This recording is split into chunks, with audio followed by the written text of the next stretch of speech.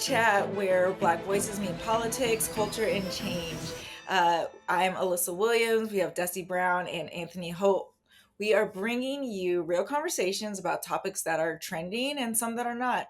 And from time to time, we'll have special guests. So today, we're going to jump into the NBA Finals.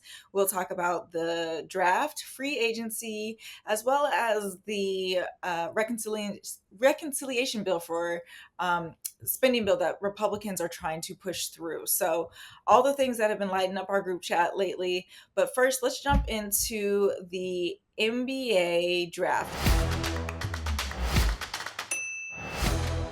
The number one pick was Cooper Flag. What's your take, Anthony? Well, I mean, I know Desi dying to jump in on that, Dallas boy right now. But I mean, the draft was, I mean, that went pretty much as expected. I mean, he is clear on right now the best player. So far going into it. I mean, he still has to get out there and prove it, and it'll be some stars that we're not thinking about right now that's going to rise. But I mean, he checks a lot of boxes. I mean, he's definitely when you look at what they lost with Luca, and then to the pieces they have, and then re-signing Kyrie to the 3-year deal and bringing him in. I mean, Dallas, they stay healthy. Key thing, they stay healthy with AD, Kyrie. They stay healthy. Dallas, is a lot of people not even talking right now, but Dallas might be the best team out in the West. So it's you gotta see when Kyrie comes back. Who they have for him right now to kind of fill in, but. I mean, that was the big part. I mean, another part was Dylan Harper going number two, and his. I woke up. His mom was, I guess, was the frenzy of social media last night. Sent his mom. So that was a lot of talk. But Ron Harper, son, making it and playing the number two pick. That was a good story. But then there was some other the stories that was it Cedric Coward, the kid that started in D3, and it just Yeah. goes to show you how the transfer portal can Mhm. benefit certain kids now. You don't have to jump and be in the Louisville, Kentucky, the Dukes right out of high school. It's other pathways. Just keep getting better, and you can get your shot. But to see him go number 11 was a big story, starting his career in D3. And then there was just some good stories. I thought it was a lot of great. Um, some of the guys, paid a lot of, homage to their dads. So a lot of times in these, they seem like the dad wasn't there or certain things, and it's a lot to the mom. So it was good to see a lot of the guys have their fathers there or pay homage to their fathers that they're no longer there. So outside of that, it's just always exciting to me to see these guys, their dreams coming true. Hard work. As a guy who played, just I always envy that to see that. To see them fulfill their dream, and now that's just step one. They got to get out there and play. Yeah, it was definitely Flag Day in Dallas, so everybody was super excited about that. They had some watch parties around here. They were still saying fire Nico a little bit, but hopefully he's good for now. Man, you don't want to see the homie keep getting talked about in death threats. So he seemed pretty happy yesterday at the draft. So, but yeah, Cooper Flag being added to already solid team. I think they will definitely have a chance to make some noise. And you mentioned health. So if we can get Kyrie back healthy and if AD actually stays healthy like he had before he got here, the last couple of years, he'd actually probably played a little bit more than Luca, honestly. But if we can get him, if we can get the team healthy, I think the Mavs will have a great chance to make some noise in the West. Of course, Dylan Harper went second to the Spurs, so you got a lot of top talent in Texas, and then with the Rockets getting KD, Texas is kind of where it's at right now for basketball. So, Yeah. everybody been saying, okay, what Texas team is gonna, kind of come out right now. So that's a good look. And then along in the draft, the Ace Bailey situation Yeah. was kind of weird. Of course, he dropped a little bit. He probably should have been the third pick overall, but since he didn't work out for Philadelphia, it was clear he didn't want to go there. And I don't know if he really wanted to go to Utah either. No, So, I think it was. I think he wanted to go out of the top six. I think Washington was where he wanted to start. So, but oh yeah, Danny Ainge said, "The hell with that! I'm taking it yeah, regardless." So you could tell it was a kind of a mixed emotion on his face after I mean, it's exciting to get drafted, but he said, it's like, Yeah. that ain't where he wanted to go. His Nah, whole and plan. he also cost himself probably 10 or 15 million Yeah, dollars off the yeah. rookie scale with dropping down. So I don't know if I would have. I think he got some bad advice along the way somewhere. Yeah, it's Uh, interesting. We'll see how it plays out. I mean, it could play out in his favor, but I mean, to do that and still go to the team you didn't want to go to, maybe it would have, been better to go ahead and get that third spot and get that money. But Yeah, we'll one see of the how it best plays out. moments was when the player from Duke, the center, man, he had an amazing story about coming over and Luau Dang being his favorite player, and that's the reason he wore number 9. And he was hoping that his parents were up in Africa to watch him. I Right. can't say I don't know how to say his name, but Yeah, that but was like he was that was an amazing story, and definitely brought some tears to your eyes seeing right. his brother and sister there with him. That was a great moment. And then Anthony, you mentioned that Cedric Coward. That's an Mhm. amazing story. Not only Right. did he start at Division 3, I think he may have had to pay his own tuition at first at Division 3, and then he went to Washington State, and then he actually Eastern committed to Washington Duke, first. Yeah, Eastern Washington first, then Eastern Washington Washington. State. Yeah, Yeah, Hmm. and then committed to Duke. So Right. he was supposed to go to Duke this next year. But I guess along the way, I guess if Duke is trying to get you, somebody must have told him like you might be good going straight to the draft maybe. because Yeah, because he committed to Duke but still stayed in Right. the draft and he ended up going what number 11 or something like Yeah. that. That's an 11. amazing story. Right. yeah. It It's is. really, really incredible. So we're going to stick on the NBA a little bit more just because we kicked off the week on Sunday with the NBA Finals where OKC clinched the title. We've had debates about this over the last couple of episodes. And Anthony, I know you were riding OKC the whole way, but I would love to know just your take on the game overall. And then, Desi, I want you to jump in as well. Yeah. I mean, I thought OKC was, the better team going into the final. I mean, Indiana, showed me a lot, different when they were in full strength. And then, it played out OKC's favor. They had the home court advantage, so they got to have Game 7 at home. That's what you play for. The thing that I just hate is just that, Halliburton. I mean, you want to see you want both teams to be at full strength and the best team wins, and the way he came out on fire, the way he was balling, I mean, it was just, I don't know how that game would have went, I knew once he went down, I knew it wasn't a chance in how Yeah. they were going. I know they competed for a little bit, but I knew OKC was eventually going to take over that game. But I mean, that was like I said, we always talk about how it gave us a March Madness feel. That was a fun series to watch. I mean, it was very fun to watch.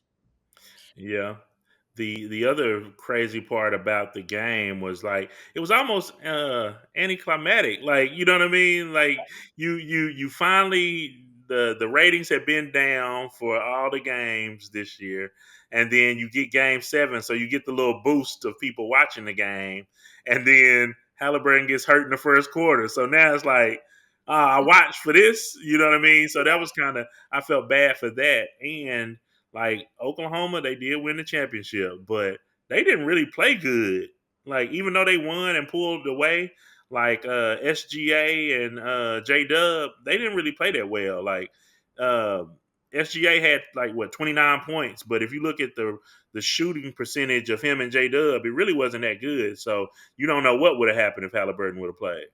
Oh Yeah, yeah, I mean, absolutely. I think you even see the first two quarters. It was pretty close. They were playing it really, really close, even after Halliburton got hurt. And so, what I noticed, I felt like Indiana just ran out of steam, oh um, yeah. and that's where the OKC was able to come in and start to dominate towards the second half of the game.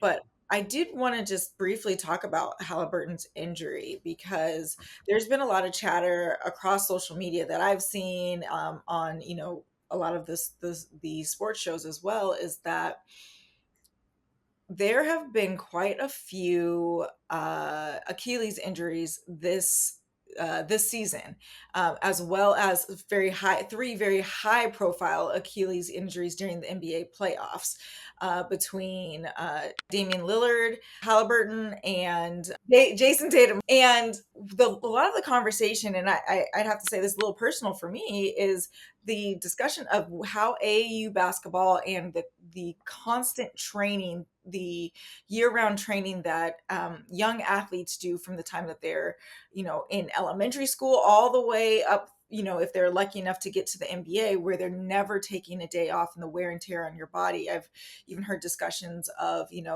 by the time some of these players are actually getting into the NBA, that they have it, 5 years of wear, additional wear on their body than, generations prior. Anthony, you played, so I also want to know your take on this, and then I'll share my perspective just as a basketball mom, I guess.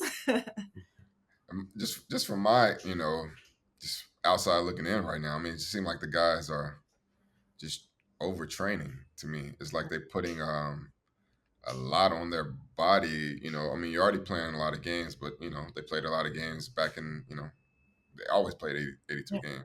Yep. The pace is a lot faster. So I think they're training their bodies a lot more. And I think it's putting a lot of, our bodies can only take so much, no matter if you're a super athlete, your body can only take so much. And I think, in my opinion, I mean, it's starting, grassroots, these kids, elementary kids playing all these tournaments and all this. But I think even in the NBA, I think guys are training so hard in the off season, train after games, getting back doing some extra training, this and that. Sometimes you gotta let your body rest, especially at the pace they're playing. I think that's just the case. And then with Halliburton, I mean, he's playing a longer season. I mean, he even played in the Olympics. I mean, he didn't play a lot, but he was there, so I'm sure he was training. I'm sure he was doing. And then you're playing all the way up to game 7 of the finals. That's a long season. And look at the way he plays. I mean, it's energy all game, movement, movement, movement.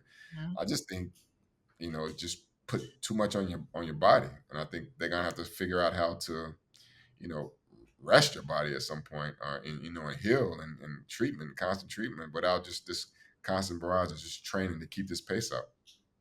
Yeah, I think that's right. And I also, we had touched on something just earlier in the week while we were discussing, is like, you look at players like LeBron, who have had longevity, a super long career. He's 40 years old and he can still jump out the gym, which is incredible by, any measure.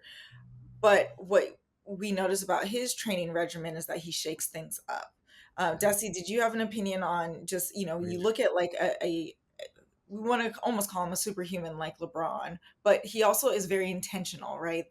He sets his body up to be prepared for the long haul of the season, and obviously takes rest, particularly more so in, recent years than he had previously. But would love your take. Yeah, I wonder if if the players now are as flexible as they should be. Like Mm, if you look at how like Tom Brady was in football, a lot of his things had to do with flexibility. mm, I know To when he trained, a lot of things had to do with being flexible. sure. So I wonder if that could be the case, because if you think about in the '90s, like Jordan, I think, played over 80 games in like 11 seasons. And Hmm. so he didn't have those types of injuries. And with modern medicine, you can bounce back from these injuries now more so than you could back in the day. Sure. But it's crazy to see how many more people are getting hurt. It could be faster pace. It could be because they're not as flexible. You just never know. But that's always interesting. Even kind of like if you look at baseball, there are a lot more of in baseball, it's like pitchers, they're pitching so much at a young age. It's almost like they want you to have Tommy Have- John surgery Yep. a lot earlier, and they like, if you have it once, then you good. You know what I mean? So I'm like, what's the equivalent to that, like in basketball or football, like of some of these injuries? But yeah, they're training so much more at a younger age, and as you mentioned, how LeBron switches it up. You know, things are more specialized now. Like when we were coming up, people play all sports. Like you may play basketball, football, baseball, track. So you were getting a more of a different kind of workout and different kind of stretches. So I wonder if they're just doing too much at one time right now. And I'm gonna give my hot take opinion, maybe an unpopular opinion, that the it's money that's really fueling this specialization early on. The market has grown and expanded so much for all sports, so that folks are seeing the early, if they see any kind of talent in their kid early on, they're wanting to push them hard. Which then they, particularly as we get, now we have the NIL at play. We've talked about that before. Now that that's at play, there's more of a push to get to college. There's more of a push to, make money as a young athlete, and so you're seeing these specializations. So I will leave with that. That's just my humble opinion. The final thing I did want to talk about, and I know we've kind of briefly touched on it, is actually the Republican spending bill. So I know this is very, very different from our sports conversation, but it is something that is going to impact all Americans, and something that's been really, blowing up in my group chats as of late, is that the Republicans, particularly this week, are trying to push forward their reconciliation bill, which, if you're not familiar, earlier this year, or I guess last month, the Republican House passed the reconciliation bill, which essentially guts Medicaid and SNAP benefits from the most vulnerable communities, to make room for tax cuts for billionaires. In short, that's what it does. And it also adds about $4 trillion to the already $35 trillion deficit that the United States has.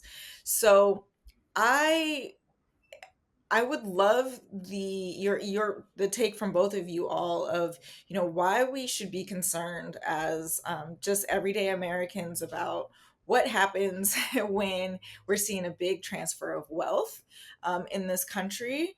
And I guess one piece that I want to make sure folks understand is that this is an extension, or making permanent, the tax cuts that were passed in Trump's first term in 2017, which again widened the wealth gap. And something that we've seen is that a lot of people were saying, even after the pandemic, uh,